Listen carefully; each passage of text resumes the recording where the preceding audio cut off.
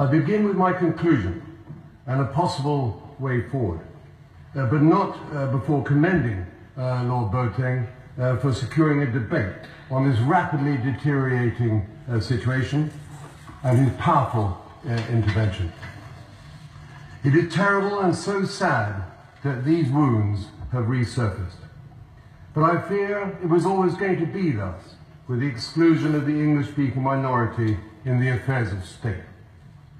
The only practical solution, from distance, is a political settlement with either a United Nations or African Union peacekeeping contingent being placed on the ground to enable an immediate cessation of violence, ensuring a humanitarian protective intervention, and a cooling off period to create the conditions to allow an equitable settlement to be hammered out. Building on lessons learnt, autonomy but not separation in a close-knit federation is the formula for lasting peace and should be embraced as the solution.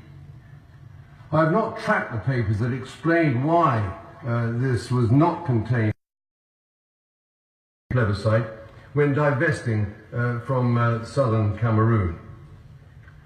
The Minister could usefully shed light into the thinking of the day and as to why not.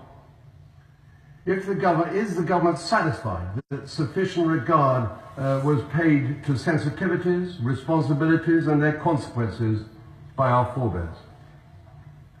The Minister may wish to comment on the background of the 6th of November 2018 rule. November the 6th this year, my lord. I do wonder if the right question was before the court. I will refer to the Cairo Declaration and the subsequent Constitutive Act of the African Union. What was always and still is envisaged as an acceptable solution to the English language speaking people of Cameroon was a choice of a federation made up of two states with equal status. My lords, I'm not critical of London in isolation. The Quai d'Orsay possibly pressed what it considered to be an advantage by not containing this key option in restricting the alternatives to a choice between Nigeria or French Cameroon. Importantly, the 1964 Cairo Declaration on African Borders, reaffirmed in Article 4B of the Constitutive Act of the African Union, however, and signed off by the President of Cameroon, makes clear that demarcation of the territory of each African state is recognized as being such on the date of its independence. Does the United Kingdom government accept this to be the case? Or not? Has there been subsequent declarations that nullify these issues on borders? If not, it would follow that French Cameroon and Ambazonia are both able to assert territorial integrity.